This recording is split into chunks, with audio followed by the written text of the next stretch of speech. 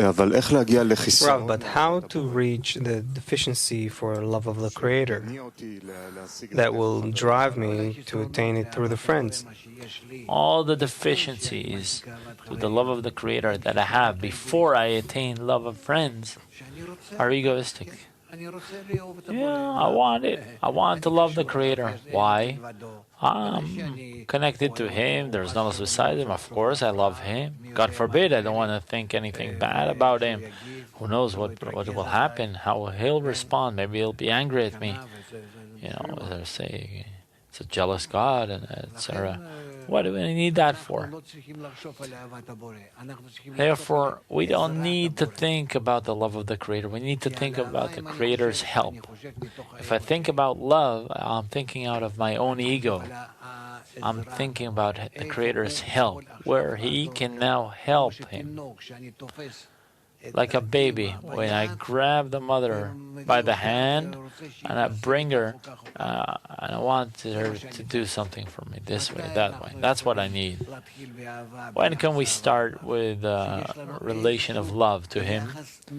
Once we have some relation to something outside of us. Do you hear this, Niv? When we have something outside of us, when will we have something outside of us? When we develop it, with respect to the friends. Then, to that extent, I can relate to the Creator. That's why the Creator stands behind the friends. I'll explain the question. To engage in love of friends is something that requires a lot of effort. Well, of course. So what? It's not effort. It's not strength. It requires gentleness, subtleness of the soul. Because if you know where the problem lies, it's not an effort at all. No effort. Not even to push the button. Only to reveal what should happen and by what it should happen. How it should happen. Then it happens. That's all. Try to imagine before you whatever you imagine. But if you reach a clear understanding that I want it to be this way, suppose connection between the friends and between me and the friends, we should still scrutinize what comes first, etc. But I want it to happen, and I understand that only the Creator can do it. And this is a force of nature. And this force is ready, it's standing, there's no less, no more, and it's everywhere. Now I want it to act. I activate it. This one thought that I activated is enough for the action. And it happens immediately.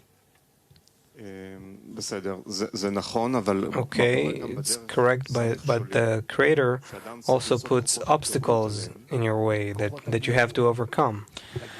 Forces of scrutiny, that's the way you should say it.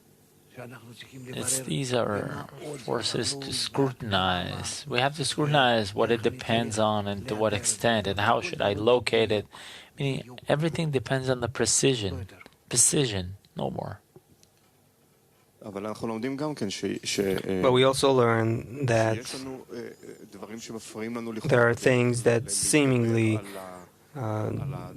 pose a disturbance on the way to overcome the difficulties and think of the friend.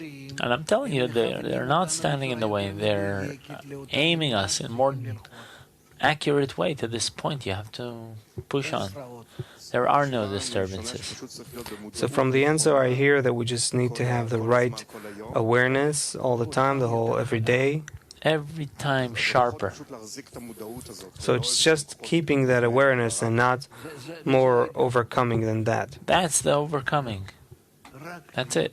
Only to be sharper and sharper towards that. Thank you. The work is not difficult. When we catch it, we see that everything is scrutinized in the thought.